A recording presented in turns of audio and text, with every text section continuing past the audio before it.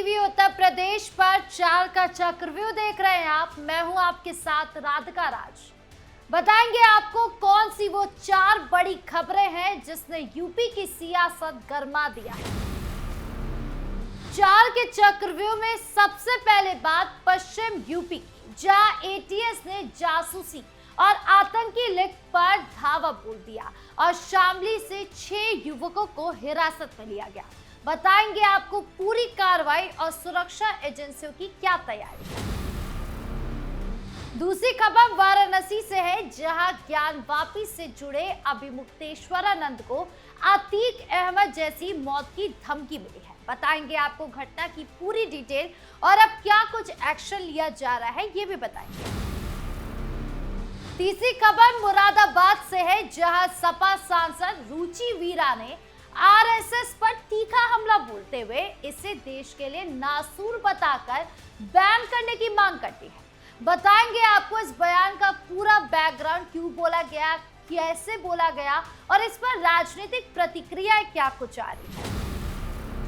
चौथी खबर प्रयागराज की है, जहां रोशन बाग के नवाबी जायका रेस्टोरेंट में बीफ बिरयानी और कबाब बेचने पर 4 आरोपियों को गिरफ्तार किया गया। बताएंगे आपको पूरी घटना और पुलिस की क्या कार्रवाई हुई है। तो चलिए शुरू करते हैं 4 का चक्रव्यूह। 4 के चक्रव्यूह में सबसे पहले बात उत्तर प्रदेश एटीएस की, जिन्होंने पश्चिमी यूपी के शामली जिले में संदिग्ध आतंकी मॉड्यूल पर बड़ा एक्शन लिया है। एटीएस टीम ने खुफिया इनपुट के आधार पर 6 युवकों को हिरासत में लिया। इन युवकों पर पाकिस्तानी हैंडलर्स से सोशल मीडिया के जरिए संपर्क रखने का शक है। ये कार्रवाई हाल ही में चारबाग रेलवे स्टेशन ब्लास्ट साजिश के मामले में गिरफ्तार 4 आतंकियों से पूछताछ के दौरान सामने आए सुरागों पर की गई। एटीएस सूत्रों के अनुसार पश्चिमी यूपी के 1 दर्जन से ज्यादा युवक इन मॉड्यूल के संपर्क में हो सकते हैं। युवकों से कई घंटों तक गहन पूछताछ की गई, जिसमें सोशल मीडिया चैट्स और कॉन्टेक्ट्स की जांच हो रही है। एटीएस अधिकारियों ने बताया कि शुरुआती जांच में युवकों के पाकिस्तानी हैंडलर से लिंक की आशंका जताई गई, लेकिन अभी पुख्ता सबूत जुटाए जा रहे हैं। तकनीकी साक्ष्यों की भी गहन जांच चल रही है। अगर इन युवकों के खिलाफ ठोस सबूत मिलते हैं तो उनके खिलाफ सख्त कानूनी कार्रवाई की जाएगी। इस एक्शन के बाद पूरे पश्चिमी उत्तर प्रदेश में सुरक्षा व्यवस्था कड़ी कर दी गई है। स्थानीय पुलिस और एटीएस संयुक्त रूप ने निगरानी बढ़ा दी है। सोशल मीडिया गतिविधियों पर विशेष नजर रखी जा रही है, ताकि कोई नया रिक्रूटमेंट या फिर साजिश ना हो सके। यह घटना यूपी में बढ़ते जासूसी और आतंकी गतिविधियों की ओर इशारा कर रही है। चारबाग ब्लास्ट साजिश के बाद सुरक्षा एजेंसियां पूरी तरह अलर्ट मोड पर है। एटीएस का कहना है कि लापरवाही बिल्कुल भी बर्दाश्त नहीं की जाएगी और हर खुफिया इनपुट को गंभीरता से लिया जाएगा। शामली और आसपास के इलाकों में अतिरिक्त फोर्स पहले तैनात कर दी गई है। युवकों की पहचान अभी सार्वजनिक नहीं की गई है, लेकिन जांच पूरी होने पर अधिक जानकारी सामने आएगी। ये कार्रवाई न सिर्फ आतंकी मॉड्यूल को तोड़ने में मदद करेगी, बल्कि युवाओं को गलत राह पर जाने से भी रोकेगी। अब जांच में आगे क्या कुछ सामने आता है, यह भी देखना बाकी होगा। खबरों में अब बात वाराणसी की, जहां अभिमुक्तेश्वरानंद सरस्वती को जान से मारने की गंभीर धमकी मिली है। धमकी में साफ कहा गया है कि उनका अतीक अहमद जैसा हाल होगा। ये धमकी उनको गौ रक्षा अभियान और आगामी गौविष्ट यात्रा के विरोध में आई है।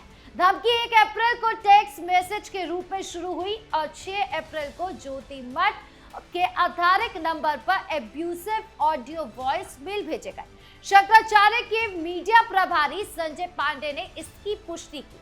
उन्होंने बताया कि इससे पहले भी ऐसी धमकियां मिल चुकी है। धमकी देने वाले सनातन विरोधी जुड़े हुए बताए जा रहे हैं। 2 मैसेज आए और उन दोनों मैसेज में पूज्य शंकराचार्य जी महाराज को लेकर के तरह तरह की बातें कही गई, जान से मारने की धमकी दी गई। उसमें जो मूल बातें हैं वो आपको बता दें। उसमें ये कहा गया कि जैसे अतीक अहमद की हत्या कर दी गई थी वैसे हत्या कर दी जाएगी। उसमें ये कहा गया कि बाल अभी बचे हो, कितना टाइम बचा है तुम्हारे पास, अब तुम्हारे पास टाइम नहीं है। और हम नहीं, हमारे जैसे लाखों लोग हैं जो तुमको मार डालेंगे। और इस तरह की बातें उसमें बार बार कही गई है। यात्रा के दौरान ही मार डालेंगे, इस तरह की बातें कही गई हैं। तो उस व्यक्ति ने इस संदेश के माध्यम से बताया कि लाखों लोग हैं हमारे संगठन में। अब वो लाखों लोगों वाला संगठन कौन है, क्या है, ये तो आप जाने, हमें पता नहीं। लेकिन इस तरह का एक ऑडियो संदेश पूज्य शंकराचार्य जी महाराज को जान से मारने की धमकी भरा आया है। धमकी मिलने के बाद अभी मुक्तेश्वरानंद के अनुयायियों में हड़कंप मच गया। अनुयायी इसे सनातन धर्म पर हमला मान रहे हैं। मीडिया प्रभारी ने कहा कि जल्द ही पुलिस में शिकायत दर्ज कर कानूनी कार्रवाई की जाएगी। ऑडियो और मैसेज के सबूत सुरक्षित रखे गए हैं। ये घटना हिंदू संतों की सुरक्षा को लेकर सवाल उठा रही है। वाराणसी पुलिस को सूचना दे दी गई है और नंबर की ट्रेसिंग की जा रही है। धमकी की निंदा हो रही है और सुरक्षा बढ़ाने की मांग की जा रही है। ये मामला सिर्फ एक संत की सुरक्षा का नहीं, बल्कि पूरे सनातन समाज की भावनाओं से जुड़ा है। पुलिस जांच में अंतर्राष्ट्रीय कनेक्शन भी सामने आ सकते हैं, जैसा कि पहले कुछ मामलों में हुआ भी है। खबरों में अब बात समाजवादी पार्टी की, जहां पर मुरादाबाद सांसद रुचि वीरा ने राष्ट्रीय स्वयंसेवक संघ पर तीखा हमला बोलते हुए कहा कि आरएसएस देश के लिए नासुर है और इस पर प्रतिबंध लग जाना चाहिए।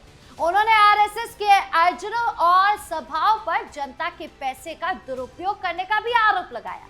सुनिए क्या कुछ कह रही है सांसद। देखिए, आरएसएस तो नासूर है देश के लिए, इस पे प्रतिबंध लगना चाहिए। जनता के पैसे से करोड़ों करोड़ों रुपए में सभा हो रही है, तो ये जनता के पैसे का दुरुपयोग हो रहा है। विकास कार्य पे लगना चाहिए जनता का पैसा। अस्पताल बनने चाहिए, कॉलेज बनने चाहिए और जो भी विकास कार्य है वो होने चाहिए। रुचि वीरा का ये बयान कांग्रेस अध्यक्ष मल्लिकार्जुन खड़गे के आरएसएस को जहरीला सांप बताने वाले बयान के जवाब में दिया गया। मुरादाबाद में पत्रकारों से बातचीत करते हुए रुचि वीरा ने कहा कि आरएसएस के कार्यक्रम करोड़ों रुपए खर्च करके आयोजित किए जाते हैं, जो पब्लिक के पैसे से होते हैं। उन्होंने आरएसएस को सांप्रदायिक सद्भाव बिगाड़ने वाला संगठन बताया। साथ ही उन्होंने पश्चिम बंगाल में ममता बनर्जी की फिर से मुख्यमंत्री बनने की भविष्यवाणी को और कहा कि भाजपा कोई भी हथकंडा अपनाए, लेकिन ममता दीदी हार नहीं मानेगी। ये बयान यूपी और राष्ट्रीय राजनीति में नया विवाद खड़ा कर रहा है। विपक्षी दलों के लिए आरएसएस विरोधी बयानबाजी बढ़ती जा रही है। रुचि वीरा का बयान काफी आक्रामक माना जा रहा है, क्योंकि उन्होंने सीधे प्रतिबंध की मांग कर दी है। भाजपा और आरएसएस की ओर से अभी कोई आधिकारिक प्रतिक्रियाएं नहीं आई है, लेकिन राजनीतिक गलियारों में इस बयान की चर्चा जोरों पर है। रुचि वीरा सपा की प्रमुख महिला चेहरा है और मुरादाबाद से सांसद है। उनके इस बयान से सपा की रणनीति साफ दिखाई दे रही है। कांग्रेस के बयान को और आगे बढ़ाते हुए सपा ने आरएसएस पर हमला तेज कर दिया है। यह घटना आगामी चुनावों में सियासी तापमान बढ़ा रही है। अब आगे इस बयान पर क्या कुछ होता है, यह भी देखना बाकी होगा। चार के चक्रव्यूह के आखिरी में बात प्रयागराज की, जहां एक फूड कोर्ट के नवाबी जायका रेस्टोरेंट में गौमांस से बनी बिरयानी बेचने का मामला सामने आया है। शिकायतकर्ता लाल मणि तिवारी ने आरोप लगाया कि कई दिनों से जानकारी मिल रही थी कि यहाँ बीफ बिरयानी और कबाब बेचे जा रहे। जब उन्होंने खुद जाकर पूछा तो दुकानदारों ने गाली गलौज की और जान से मारने की धमकी भी दे दी। पुलिस ने तुरंत संज्ञान लिया और मोहम्मद जैद, मिजन, अयान और शमसूल लका समेत 4 आरोपियों को गिरफ्तार कर लिया। रेस्टोरेंट से जब्त मांस के सैंपल फॉरेंसिक लैब जांच के लिए भेजे गए, ताकि ये कंफर्म हो सके कि ये गौमांस है या नहीं। पुलिस ने भारतीय न्याय संहिता की कई धाराएं लगाई हैं। डीसीपी नगर मनीष शांडलिये ने बताया कि कानून सबके लिए बराबर है और धार्मिक भावनाओं को ठेस पहुंचाने वालों पर सख्त कार्रवाई होगी। विश्व हिंदू परिषद कार्यकर्ताओं ने भी इस मामले में नारेबाजी की। ये घटना प्रयागराज में धार्मिक संवेदनशीलता को लेकर नई बहस छेड़ रही है। पुलिस जांच जारी है और यदि लैब रिपोर्ट में गौमांस पाया गया तो आरोपियों पर और सख्त धाराएं लगाई जा सकती है। ये मामला धार्मिक आस्था और कानून व्यवस्था दोनों को प्रभावित कर रहा है। तो 4 के चक्रव्यूह में आज के लिए इतना ही। कैसा लगा वीडियो कमेंट बॉक्स में जरूर बताएं। धन्यवाद।